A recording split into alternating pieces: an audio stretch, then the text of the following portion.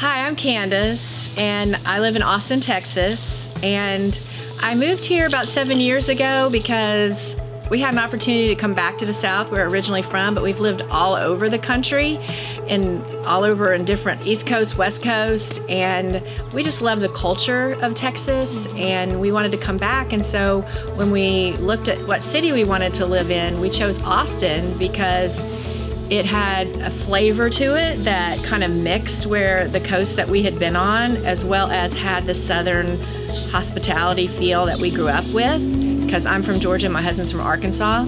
And so, plus it's gorgeous. It has a similar feel to some of the places we lived in California with the vistas and the rolling hills.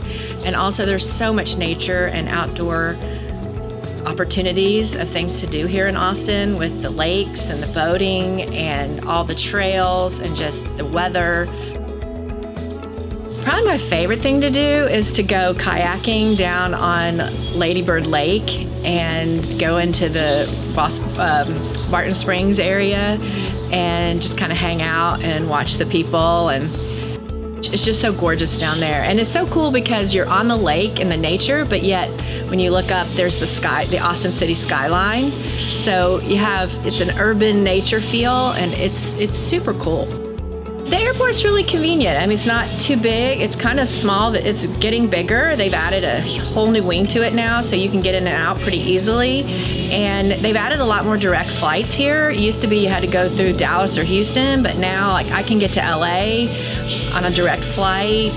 Not very expensive. I just did it this summer and it was really great. You can go to New York direct. So the major markets they have direct flights to. Baylor Network is here. Baylor University is only a couple hours north, and they have a big healthcare system here that's really, really good. And as we grow, we continue to attract a lot of top talent in all industries, particularly healthcare and technology.